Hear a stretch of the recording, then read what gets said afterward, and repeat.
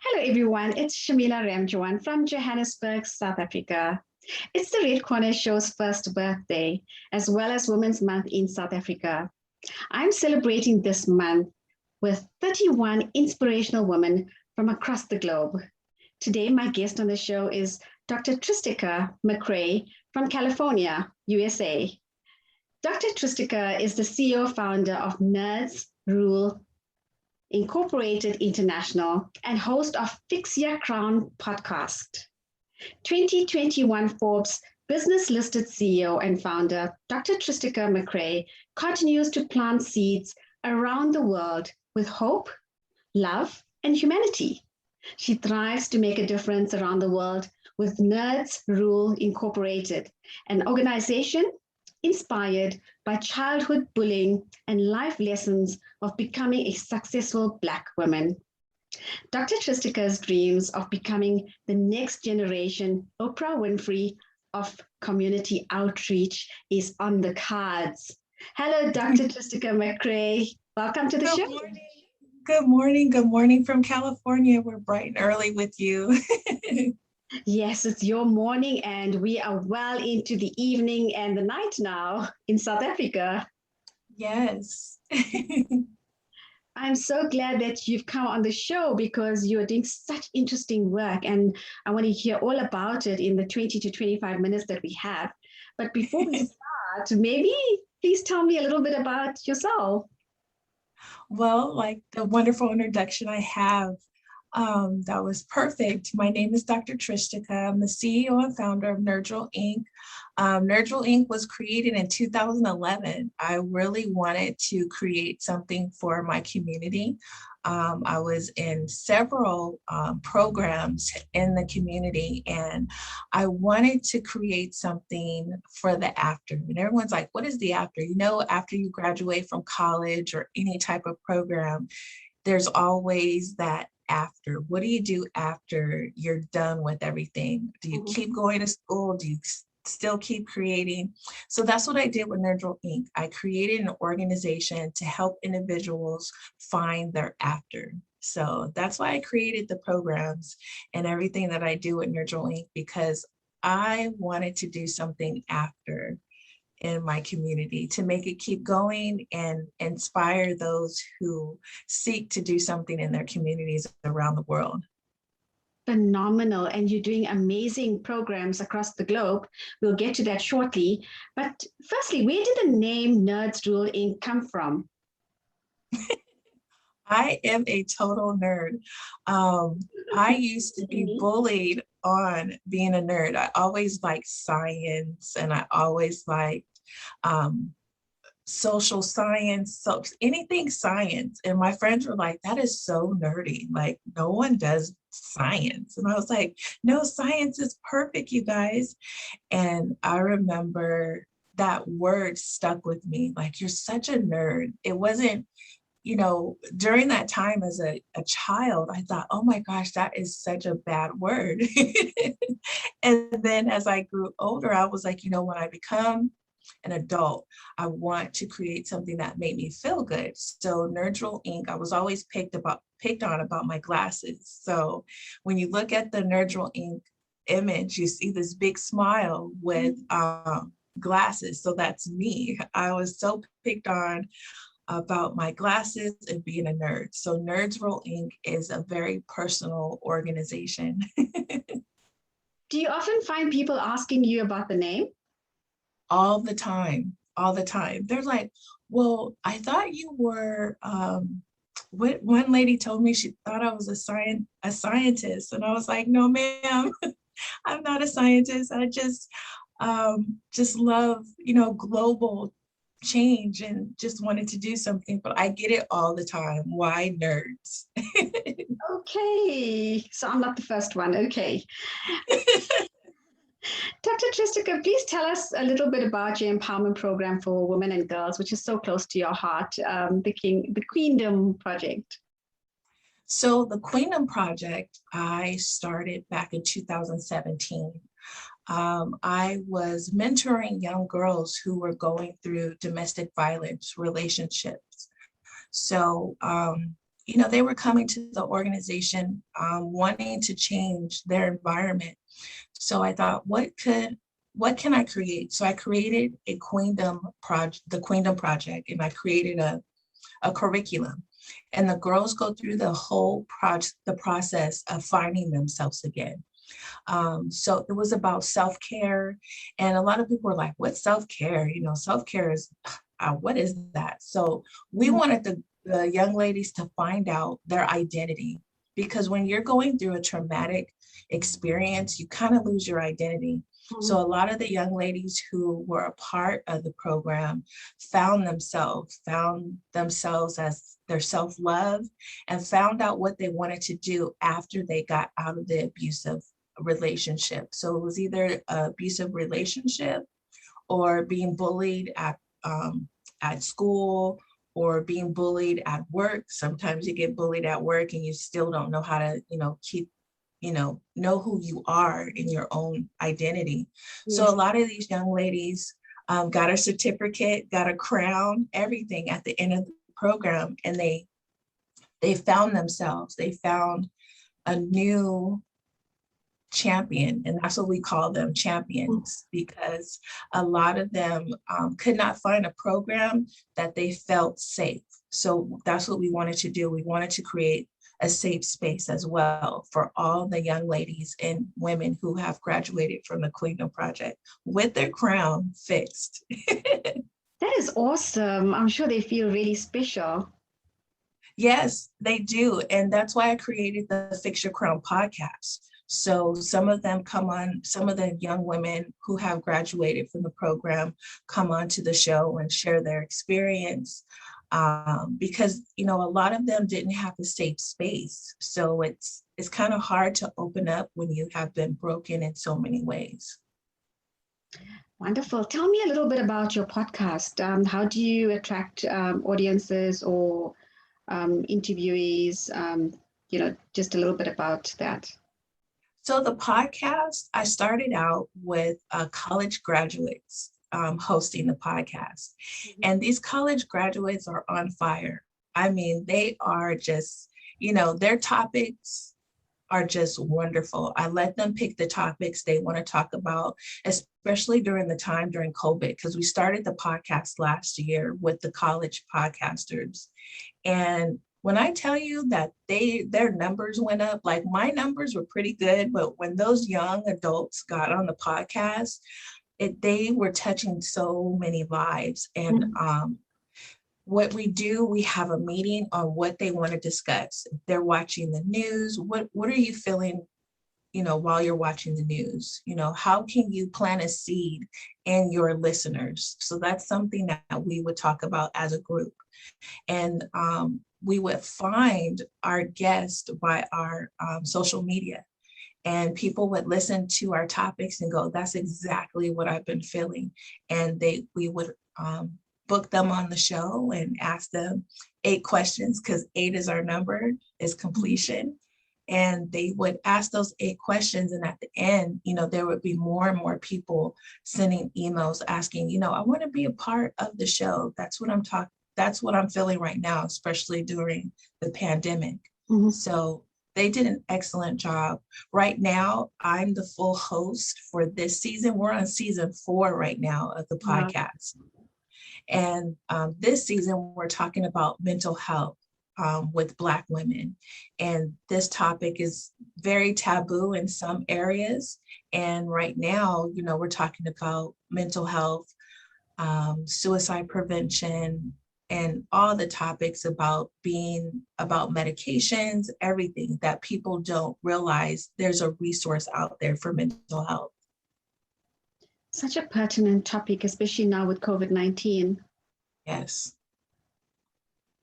So do you find that a lot of people want to engage with you on that, especially that? Oh, yes. Sometimes I think it's sometimes very personal and touchy with people, but what's your experiences?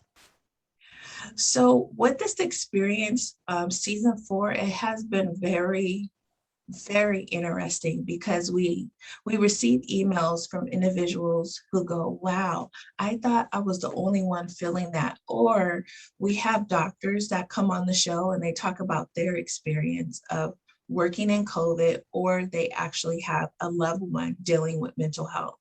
And those topics, because each topic is different. One young lady we had on, she spoke about her mental health, but her mental health was caused due to losing someone to gun violence. So we have different women that come on and talk about why they have the anxiety or depression, or when they were diagnosed. And that's a lot of information to put out in just 45 minutes of your time to listen to someone who has been diagnosed with anxiety or depression or a disorder. And we tell everybody before the podcast start, get your pen and paper out, because we want you to take notes. We're giving resources to individuals who think there's no resources for them. There are resources out there for us. It's just that a lot of us don't think that they're in our community, but they're there. That's why I wanted to also start season 4, telling individuals that here are the resources after the show. Click on here if you're in this area, and you can call this doctor, or you can call this office and talk about your medications. Medications is another thing that we talk about on the show, so people won't overdose, because overdosing is very high in the US right now, because a lot of people don't know how to take their medications correctly. Oh my goodness. So that's so educational. Yes. So you're also involved in lots of other programs and projects outside of the US. Please tell me a little bit about that. Well, I have been blessed to work with a lot of individuals around the world. I'm a part of LONI. So LONI has really, LONI has really blessed me with great opportunities to meet individuals, to also be trained of how to work internationally. Dr. Lenora, who's also my mentor, my big sis, she also gives us advice on how to work internationally. And I think, being a part of this organization, it has helped me to take my curriculum and make sure it reaches every individual correctly. So I am in Nigeria, and Ghana and Uganda. Last year, I launched a fellows program, and I launched a fellows program because I wanted to help others create a community action project in their community during this time, during COVID. And I remember the first time the Zoom link came on, all these students came online, and I was like, oh my God. And I thought it was going to be all US. No. It was Nigeria, Paris, Uganda, Ghana. And I'm like, oh, look at all these beautiful people on this Zoom call. And they were like, we found you online and we want to know how we can create change in our community. And one of my students last semester, because we also teach them about how to get funding for their organization. And a lot of them are getting funding, and my last student of last semester won $100,000 for his organization, for his project. So I was so excited. Amazing. Well done. Wow. Yes, he did a very good job. And what we do as the first cohort, because we're in cohort 2 right now, but what we do, if we find any grants or opportunities for each other, we send it in our WhatsApp or we send it in our emails to let each other know, hey, there's a great opportunity for you. Sign up for it, sign up for training. So we just keep it going, make sure that we look out for each other and leave no one behind. Fantastic. That's amazing. You're doing lots of great work around the world. Keep it up. Thank you. We need a lot of people like you to just make a substantial impact in the lives of others. Thank you so much. So I'm going to put you on the spot here. Can you name 5 things about yourself that makes you unique from other community leaders? 5 things. Oh my gosh. I'm giving. I'm caring. I'm honest. I'm loyal. And my last one, I can say faithful. I'm very faithful. I love that. I love it. I love just being thankful because, it's so important for us just to be grateful and give gratitude. Yes, that's very important. And then those 5 things make you who you are. When people see that and they're like, oh yeah, those 5 things. Yeah, I know her. Yeah, but those are her 5. So that is so true about you. Yes. If you were around me all the time, you can feel that. And it's all about the energy and, you know, like they say, the job of the CEO, smile through the war, smile through the pain, and just help. And it'll always return back to you. Yes, so agree with you. And it's always with positive energies. People just feed it. It's just Yes. aura that you have about yourself, and people feed it around you, and that's where you attract people. Yes, a lot. And I'm very grateful that I've learned that over the years as a community leader. Nerdual Inc., we have been around for 9 years. October, we're going to celebrate 10 years of being an organization. And in these 10 years, it's a roller coaster ride being a community leader, but you also have to remember why you're doing it. It's not about you. You didn't create your organization to be this popular person. You did this so you can help others. And this 10 years have been a blessing in disguise. I've learned so much about myself, and I've gained so many wonderful people in my life. That is phenomenal. Well, you're a great person anyway. You're just phenomenal in everything that you do as well. Thank I've read you. about your projects, and there's just so much. And please share your contact details with the audience, because I'm sure a lot of people that would like to, collaborate with you on certain projects, especially in Africa. If anyone would love to learn more about us, you can visit our website at www.nerdsrulinc.org, or you can email us at info@nerdualinc.org. And you can find us anywhere on Instagram or Twitter as Nerdual Inc. We have Nerdual Inc. Academy, and we have Fix Your Crown podcast. So just sign up for any of our trainings or want to learn more. Cohort 3 will be starting in November or December. Right now, we're just finishing up cohort 2, and just come aboard and have fun with us. We're an organization that'll keep you smiling through the hard times, and we're an organization that's going to uplift you. And you've got such a beautiful smile as well. Thank you so much. So, such a successful person, I'm sure in your journey, you've had people that inspire you and people that are still inspiring you. Is there anyone that just stands out for you? Oh, wow. There's so many. Right now, my inspiration is my mom. She has been the biggest supporter. There has been times where I just I can't do this no more, Mom. And I've wanted to throw away the towel. I don't want to work in the community. This is so hard. And my mom is my number one cheerleader. She's like, you have to realize it's not about you. You have to realize when you're in the community, people are not only looking for an answer, but they're looking up to you. So when they see you, even though you're going through something and they see you go through it, they are like, oh my God, if she can get through it, I can get through it as well. So my mom has been my great inspiration. she's my, I call her my homie. Yes, for sure. We all latch onto our moms and we get the best advice ever. Yes. And they tell us the truth. Mothers tell us the truth. For sure. So with your organization, is it a nonprofit organization? Yes, it's a nonprofit organization.